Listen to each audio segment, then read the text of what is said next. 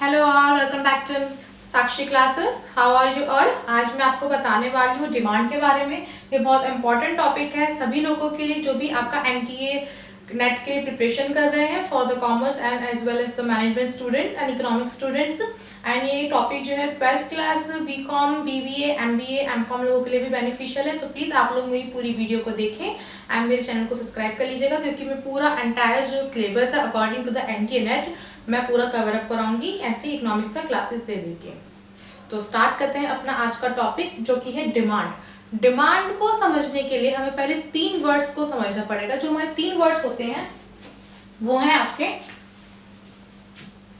Need, want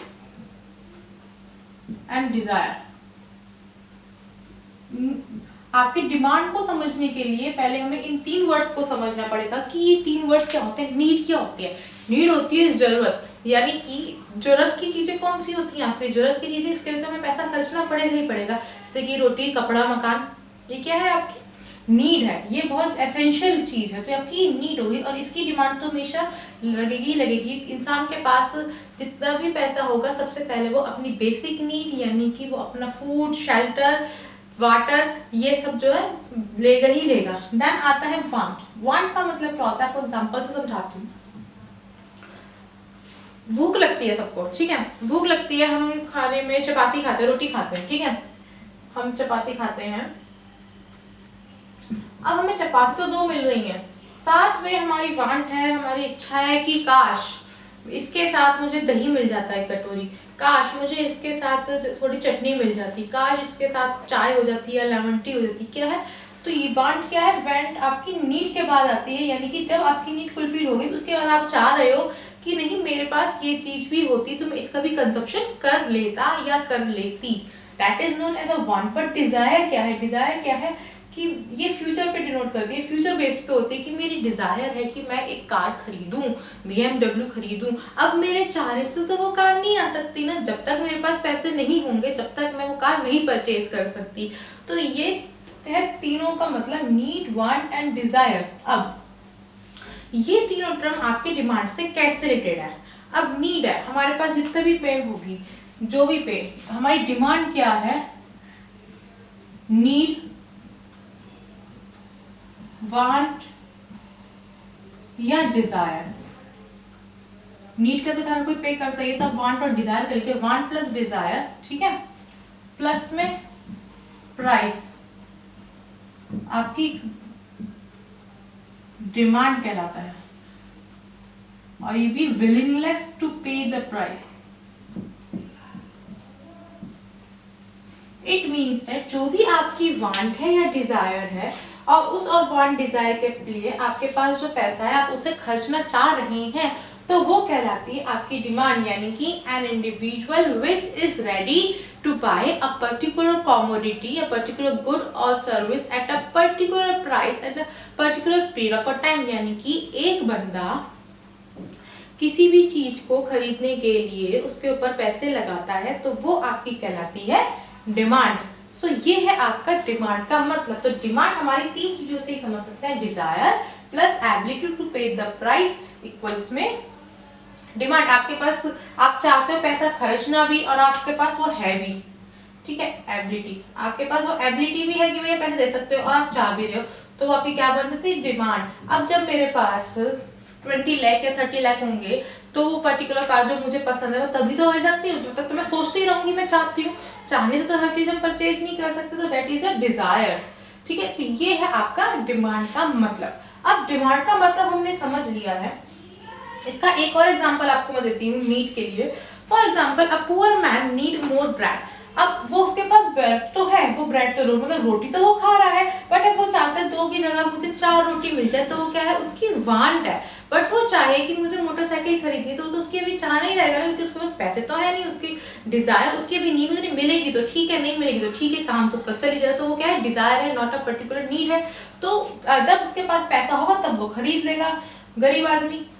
तो वो क्या है? उसकी डिजायर है, वो उसकी इच्छा है। वांट क्या है? 2 रोटी मिलती थी, 2 रोटी चाहते हैं कि वो और मिल जाए। तो इससे आप जो है डिमांड को समझ सकते हैं। तो डिमांड हम कह सकते हैं enough money to purchase the good. इतने पैसे आपके पास होना जिससे आप जो है गुड्स को परचेज कर सको, that is known as your demand. अब हम बात करते हैं आगे, एक एग्जांपल आपको मैं और देती हूँ। फॉर एग्जांपल आज आपको जो है, मैं करके दिखाती हूँ।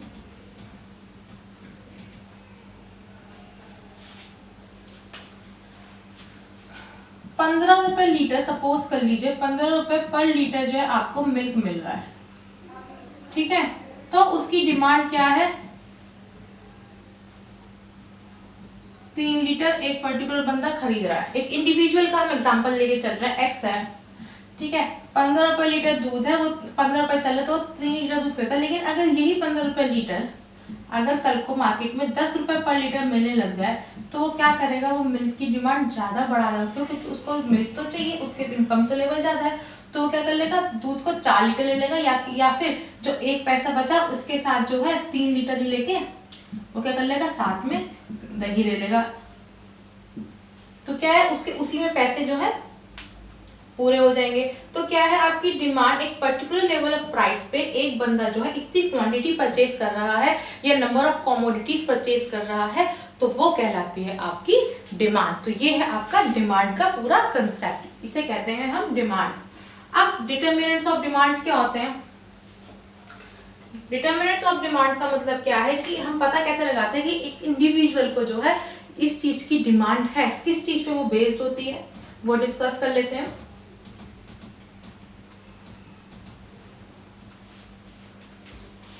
सबसे पहले आपको होता है प्राइस ऑफ अ प्रोडक्ट, यानी कि किसी भी प्रोडक्ट के प्राइस सबसे ज्यादा इंपॉर्टेंट होता है। अगर उसका प्राइस सही है, स्टेबल है, तो मैक्सिमम पर्सन जो है परचेज करेंगे। और प्राइस से क्या होती है, प्राइस की हमेशा आपकी डिमांड से ना इनवर्स रिलेशनशिप होते हैं। इनवर्स रिलेशनशिप कैसे होती है, अगर आपका प्राइस बढ़ेगा, अगर आपका प्राइस बढ़ता है तो डिमांड आपकी क्या हो जाती है, डिक्रीज हो जाती है। हमेशा ऑब्वियस सी बात है, कोई चीज जो है आपकी ₹5 की थी ₹10 की हो गई तो लोग तो सब कम खरीदेंगे। पहले लोग जब ₹5 में 3 क्वांटिटी खरीदते थे, लेकिन अब वो ₹10 की तो वो 2 क्वांटिटी ही खरीदेंगे। तो क्या हो गई, आपकी इनवर्स रिलेशनशिप हो गया। सेकंड डिटर्मिनेंट क्या है आपका डिमांड का, सेकंड डिटर्मिनेंट है आपका डिमांड का इनकम।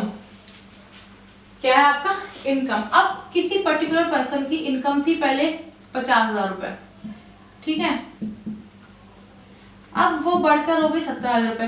तो क्या हो गया, अब उसकी डिमांड भी तो इंक्रीज होगी। भाई पहले वो जो खर्च करता था वो 50,000 के हिसाब से खर्च करता था, बट अब उसकी इनकम इंक्रीज होगी तो मे भी पॉसिबल हो और उसके प्रोडक्ट और भी प्रोडक्ट्स खरीद ले, या फिर जो प्रोडक्ट एग्जिस्टिंग वो खरीदता आ रहा है उसकी क्वांटिटी बढ़ा दे। तो दैट इज व्हाट इनकम। तो इनकम का जो अफेक्ट होता है डिमांड पे वो पॉजिटिव होता है। अगर आपकी इनकम इंक्रीज होती है तो आपकी डिमांड भी इंक्रीज होती है। बट एक्सेप्शन केस इसमें होते हैं, वो आगे हम पढ़ेंगे। एक आपको भी सिर्फ मैं डिटर्मिनेंट बता रही हूँ। Then taste and habit. अब टेस्ट और हैबिट जो होती है कंज्यूमर्स की, अब टेस्ट और हैबिट से मतलब क्या है, अब मैं स्टार्टिंग से अमूल का फुल क्रीम मिल्क लेती आ रही हूँ तो मैं वही लूंगी। कोई मुझे कहे कि इससे अच्छा दूध मदर डेयरी का है और बल्कि इससे सस्ता भी है, तुम वो ट्राई करो, मैं क्यों करूंगी, नहीं करूंगी। क्यों? क्योंकि जो मुझे टेस्ट है वो टेस्ट तो मुझे पहले से किसमें, अमूल के दूध में ही आ रहा है, तो मैं वो नहीं लूंगी। तो टेस्ट भी जो है बहुत इंपॉर्टेंट फैक्टर है, बहुत इंपॉर्टेंट डिटर्मिनेंट है जो कि आपकी डिमांड को डिटरमाइन कराने में हेल्प करता है। तो ये तो हो गए आपके डिमांड के डिटर्मिनेंट। अब कुछ आपको मैं बताती हूँ types of demand. Types of demand यानी कि डिमांड की क्या क्या टाइप्स होती हैं। मैंने जो भी आपको डिस्कस कराई जो डिमांड की टाइप्स, वो इंडिविजुअल डिमांड की डिस्कस कराई है। इंडिविजुअल डिमांड क्या, जो एक पर्टिकुलर पर्सन जो है अपने इनकम के हिसाब से जो है परचेज करता है, ठीक है। इसका आपका एग्जांपल क्या हो गया इंडिविजुअल डिमांड का। इंडिविजुअल डिमांड का आपका एग्जांपल हो गया क्लोथ्स वगैरह हो गए, ठीक है। फिर आती है आपकी इंडिविजुअल डिमांड के बाद आपकी आती है house hold demand. House hold demand का मतलब क्या होता है, हाउस होल्ड डिमांड का मतलब ये होता है कि आपकी जो डेली रोजमर्रा के काम के अंदर जो आपकी डिमांड यूज होती है वो हो गई, जैसे कि घर के लिए सब्जी वगैरह, ये सब क्या हो गई आपकी हाउस होल्ड डिमांड हो गई। देन आपका आती है मार्केट डिमांड। मार्केट डिमांड का मतलब एक आपका ए था, एक आपका बी था। ए ने जो है 2 क्वांटिटी परचेज करी, बी ने उसी की पर्टिकुलर ₹10 के हिसाब से जो है कोई भी चीज होगी, चाहे आइसक्रीम मान लीजिए, तो उसने जो है 3 प्रोवाइड की। तो टोटल मार्केट की डिमांड कितनी बैठ गई, टोटल मार्केट की डिमांड बैठ गई 5। तो ये क्या हो गई आपकी मार्केट डिमांड। मार्केट डिमांड क्या होता है, अलग अलग इंडिविजुअल्स की डिमांड को कंप्लीट करके, मतलब एड ऑन करके जो आपकी मार्केट डिमांड बनती है। Then the next type of demand is your direct and indirect demand. Direct demand क्या होती है, तो पर्पस ऑफ ये डायरेक्ट जो डिमांड होती है आपकी जो कंजप्शन पे बेस्ड होती है। डायरेक्ट डिमांड अब कंजप्शन बेस्ड कैसे होती है, डायरेक्ट डिमांड हमें चाहिए पीने को, हमने पी तो क्या है, हमारी डायरेक्ट डिमांड है। अब मैं कह रही हूँ मुझे जो है गुलाब जामुन या फिर रसगुल्ले बनाने हैं, तो रसगुल्ले बनाने के लिए इनडायरेक्टली मुझे बहुत सारे सामानों की जरूरत पड़ती है, तो वो क्या होगी आपकी इनडायरेक्ट डिमांड, यानी कि डायरेक्टली नहीं बट इनडायरेक्टली आपकी वो डिमांड जो है अराइज हो रही है। ठीक है, then come to the next topic जो कि है आपका डिमांड शेड्यूल। अब डिमांड शेड्यूल क्या होता है हम उसके बारे में डिस्कस कर लेते हैं।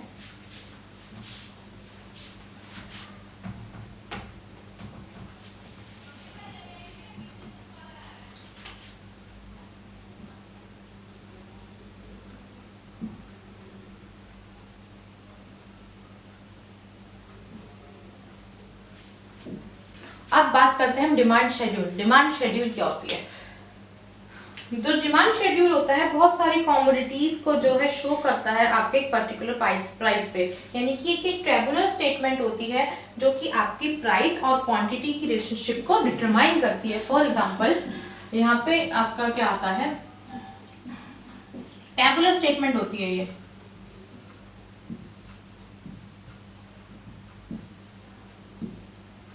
प्राइस ए ने कितना परचेज करा, बी ने कितना परचेज करा, सी ने कितना करा, डी ने कितना करा, 5, 10, 15, 20, प्राइस बढ़ता गया। तो ए पहले जो 10 क्वांटिटी लेता था, फिर 9, फिर 8, फिर 7, 3, 2, 8, 6, 4, 2, 2, तो ये क्या है आपका कोई भी स्टेज आपकी जो टेबुलर फॉर्म में जो आपकी डिमांड को जो है दर्शाता है वो कहलाता है आपका डिमांड शेड्यूल। हम कहाँ पे थे, डिमांड कर्व पे थे। डिमांड कर्व में आपको दोबारा से एक्सप्लेन कर देती हूँ। हमारा डिमांड कर्व क्या है, डिमांड कर्व हमारा ग्राफिकल रिप्रेजेंटेशन है डिमांड शेड्यूल का, यानी कि जो हमारा डिमांड शेड्यूल है उसको हम ग्राफ की फॉर्म में रिप्रेजेंट करते हैं, तो वो कहलाता है आपका डिमांड कर्व। अब जैसे कि यहाँ पे जो प्राइस दे रखे थे, पर्टिकुलर प्राइस मैंने आपको दे रखा है किसी भी कमोडिटी के, अगर उसका प्राइस 5 था तो जो क्वांटिटी डिमांडेड हो रही है इंडिविजुअल की वो 1 हो रही है। इंडिविजुअल के केस में आपको मैं करा रही हूँ 4 रुपए की, तो वो 2 परचेज कर रहा, तो इन शॉर्ट जैसे जैसे आपका प्राइस डिक्रीज होता जा रहा है डिमांड उसकी बढ़ती जा रही है, तो उसी को हमने जो ग्राफ में शो करा है।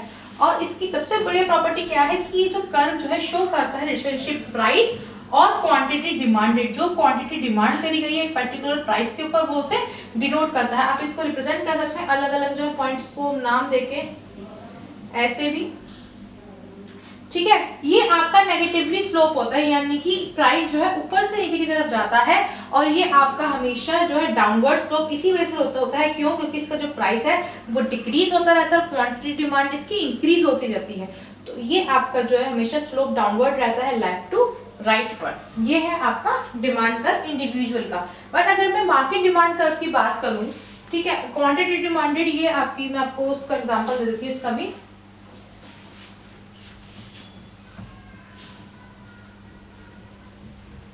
सपोज कीजिए एक पर्सन था ए,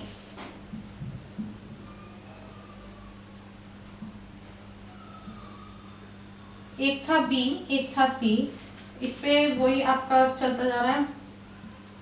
वो पहले 4 लेता था, फिर 6, फिर 8, फिर 10, फिर 12, 3, 6, 9, आपका 10 और 10, 11, ठीक है। तो टोटल कितनी हो गई, टोटल डिमांड कितनी हो गई मार्केट की, 8,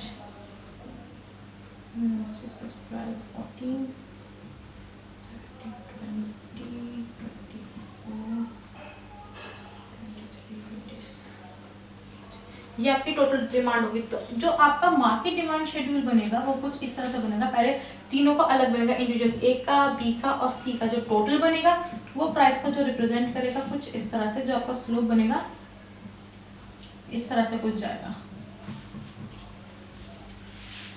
सो ये हो इस टाइप का आपका बनेगा मार्केट डिमांड कर्व, यानी कि इसमें हम पहले तीनों की इंडिविजुअल की निकाल देंगे। सपोज कीजिए ये ए की थी, ऐसी एक बी की बन गई, ऐसी एक सी की बन गई, ठीक है। और टोटल जो इसकी बनी हमने इस ग्राफ में रिप्रेजेंट कर दी। तो ये आपका हो गया मार्केट डिमांड कर्व, यानी कि पूरे मार्केट का डिमांड कर्व ऐसे आपका बन सकता है। So this is all about the demand curve. ये हो गई आपकी डिमांड कर्व के बारे में बात।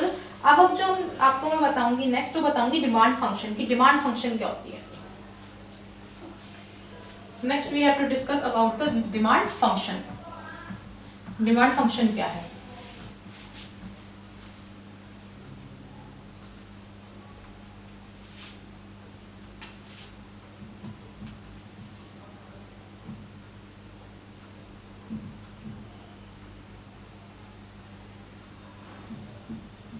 डिमांड फंक्शन,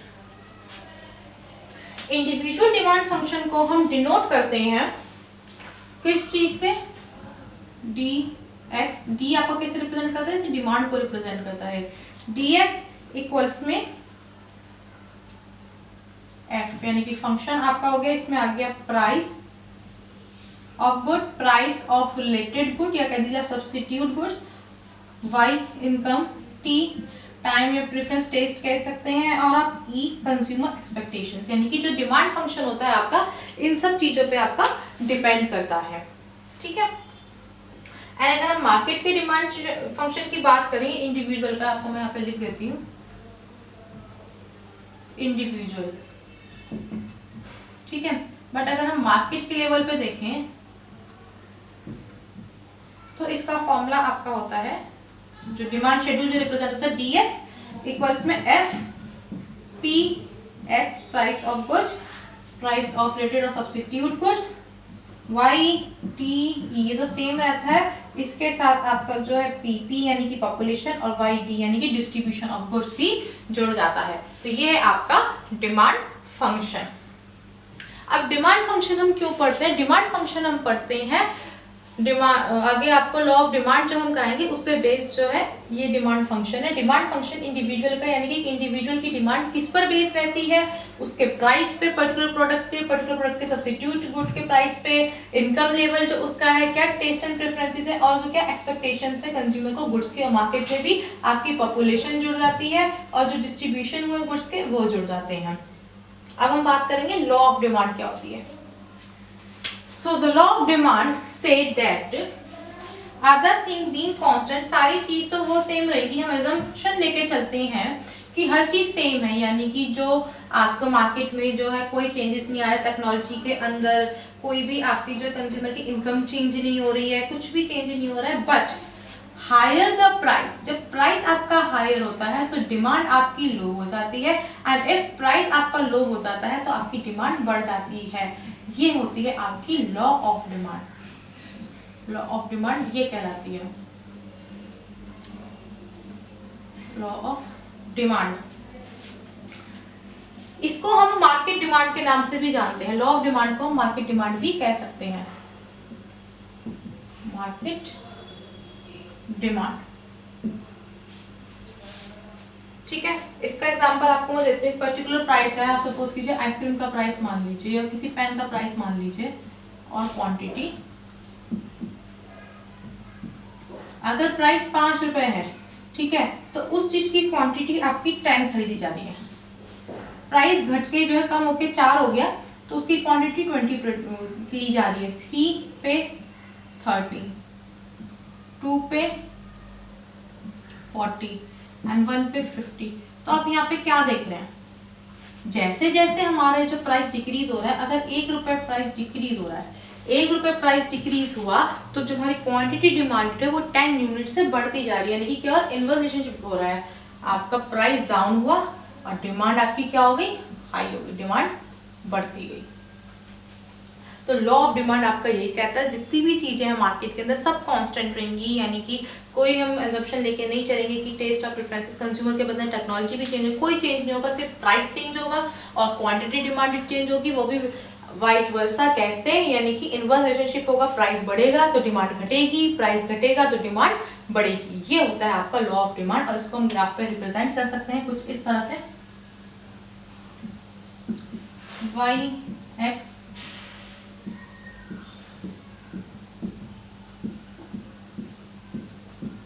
यहाँ पे प्राइस आता है आपको, तो प्राइस ले देती हूँ 1 2 3 4 5,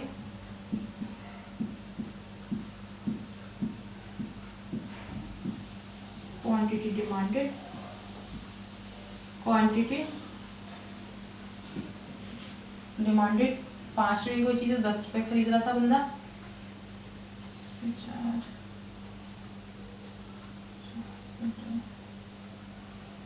तो ये कुछ आपका इस तरह से जो है बनेगा। अगर आप इसको हम कॉम्बिनेशंस को नाम दे सकते हैं, अलग अलग कॉम्बिनेशंस को, और यहाँ पे इसको हम ऐसे रिप्रेजेंट करते हैं। This is your the law of demand. Law of demand आपकी ये कहती है। अब इसके अजम्पशंस क्या क्या होते हैं, इसके अजम्पशंस भी मैं आपको बता देती हूँ। सबसे पहला, no change in consumer income, कोई भी चेंज नहीं होगा किसमें, कंज्यूमर की इनकम के अंदर। यानी कि मान के चलेंगे कि जो बंदा पहले कमा रहा था पैसे, वही वो आज रुपए कमा रहा है। The second assumption is no change in the price of related goods, यानी कि price of related goods, price of related goods, यानी कि जो भी उससे रिलेटेड गुड्स है, whether they are the supplementary, whether the goods are the complementary, आपके जो है उनके प्राइस चेंज नहीं होंगे बिल्कुल भी। अब बात आती है कि वो आपके सब्स्टिट्यूट गुड्स और कॉम्प्लीमेंट्री गुड्स होते कौन कौन से हैं। सब्स्टिट्यूट गुड्स वो होते हैं आपके जब आप किसी के, बेसिकली इट मीन्स दैट अगर आपका एक पर्टिकुलर प्रोडक्ट है, सपोज कर लीजिए टी, ठीक है, टी है, टी आपको 10 रुपए की अभी कहीं मिल रही है, कल को टी के प्राइस इंक्रीज हो जाते हैं, तो कंज्यूमर क्या सोचेगा कि मैं टी को छोड़ के जो है कॉफी पे ले लूं। ठीक है, तो सब्स्टिट्यूट गुड्स कौन से होते हैं आपके, सब्स्टिट्यूट गुड्स वो गुड्स होते हैं आपके जिसके अंदर जो है वेदर अगर किसी भी पर्टिकुलर प्रोडक्ट का प्राइस इंक्रीज हो जाता है तो कस्टमर क्या करता है, उसका सब्स्टिट्यूट प्रोडक्ट यानी कि उससे रिलेटेड प्रोडक्ट को जो है यूज करने लग जाता है। देन द कॉम्प्लीमेंट्री गुड जो हम उसको बदले में जो है एक साथ यूज करते हैं। For example petrol and the car, अगर पेट्रोल के प्राइस राइज होंगे तो कार के प्राइस भी राइज होंगे इस हिसाब से। तो प्राइस ऑफ रिलेटेड गुड्स में आपको कोई भी जो है चेंज नहीं होगा। सॉरी, पेट्रोल के अगर प्राइस डिक्रीज होंगे तो प्राइस कार के प्राइस जो आपके इंक्रीज होते रहेंगे, कार और ज्यादा बिकेंगी। देन जो एक्सपेक्टेशन है फ्यूचर के प्राइस की, यानी कि फ्यूचर में भी वही प्राइस जो है आपका सेम रहेगा, प्राइस आपका चेंज नहीं होने वाला है। Change in the age, size, consumption, population, यानी कि कोई भी जितनी पॉपुलेशन आपकी कांस्टेंट रहनी है, कभी चेंज नहीं होनी है। ये सब उसके अजम्पशंस है। फैशन में कोई चेंज नहीं आएगा, जो इनकम डिस्ट्रीब्यूट हो रही है हमारी इकोनॉमी के अंदर वो भी बिल्कुल चेंज नहीं होगी। ठीक है, ये तो हो गए आपके कुछ अजम्पशंस तो मान के चल रहे हैं, बट इसके अलावा कुछ ना इसके एक्सेप्शन केसेस भी होते हैं जहाँ पे लॉ ऑफ डिमांड काम नहीं करती है, हम उसको भी डिस्कस करेंगे। कौन कौन से वो केसेस होते हैं।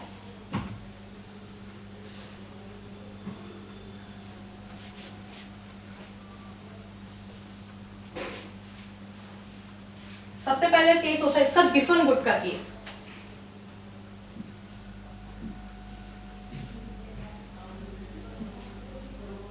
गिफन गुड्स, अब गिफन गुड्स कौन सा होता है जिसपे आपको लॉ ऑफ डिमांड काम नहीं करती है। गिफन गुड्स आपके रॉबर्ट गिफन के नाम से जो है जाने जाते हैं, उन्होंने ये पहली बार टर्म जो है डिस्कवर करी थी। तो जो डिमांड जो डिक्रीज नहीं होती प्राइस के साथ साथ, यानी कि the demand of a product will not decrease, जो डिमांड है प्रोडक्ट की डिक्रीज नहीं होगी अगर उसका प्राइस इंक्रीज होगा, तो वो वाले प्रोडक्ट आपके कहलाते हैं गिफन गुड्स। यानी कि but the demand for other product decreases, यानी कि हो सकता है प्राइस राइज होगा एक पर्टिकुलर प्रोडक्ट के, ठीक है, उसकी डिमांड कम नहीं होगी, लेकिन इसका इफेक्ट और प्रोडक्ट पे पड़ेगा, यानी कि अब जो बंदा पहले से कोई और एक्स्ट्रा प्रोडक्ट लेता था तो उसकी डिमांड जो है आपकी डिक्रीज हो जाएगी, कम हो जाएगी। ये बेसिकली नेसेसिटी गुड्स जो होते हैं ना उसमें आता है। फॉर एग्जांपल रोटी, अब रोटी तो खानी, आटा तो लेना है, चाहे आटा 10 का हो चाहे 20 का हो। हाँ, जो उसके साथ एडिशनल कोई चीज़ ले लेते थे, जैसे कि हमने दाल ले, रायता ले लिया या फिर दही ले लिया, तो हम उसकी डिमांड कम कर देंगे, बट हम रोटी क्वान्टिटी डिमांड उतनी। So that's all about the acceptation case, जो कि आपकी लॉ ऑफ डिमांड में फॉलो नहीं होते हैं, ठीक है। सो आज के लिए इतना ही। नेक्स्ट क्लास के अंदर मैं आपको बताने वाली हूँ इलास्टिसिटी ऑफ अ डिमांड। अगर इस पर्टिकुलर पूरे टॉपिक के अंदर, डिमांड के अंदर जितना मैंने आज समझाया है, कोई भी डाउट होता है तो प्लीज आप मुझे नीचे कमेंट बॉक्स में कमेंट करके बता सकते हैं, मैं आपकी क्वेरी सॉल्व कर दूंगी, जो भी नेक्स्ट वीडियो में कल अपलोड करूंगी उसके अंदर। इसी के साथ में डीआई के क्वेश्चन भी कल मैं आपके लिए अपलोड करूंगी, जैसे मैं पहले करा रही थी, एंड कम्युनिकेशन का भी फर्दर मैं कंप्लीट कराती रहूंगी वीडियो, स्टेप बाय स्टेप पूरा सिलेबस में पूरा कवर अप कराऊंगी ही कराऊंगी। तो प्लीज आप लोग मेरे साथ बने रहिएगा, एंड आप लोग मेरा टेलीग्राम ग्रुप ज्वाइन कर लीजिएगा और व्हाट्सएप ग्रुप, जहाँ पे मैं आपको सारे नोट्स जो है फ्री ऑफ कॉस्ट प्रोवाइड कर रही हूँ, एंड प्लीज आप मुझे फॉलो भी कर लीजिएगा। So thank you all.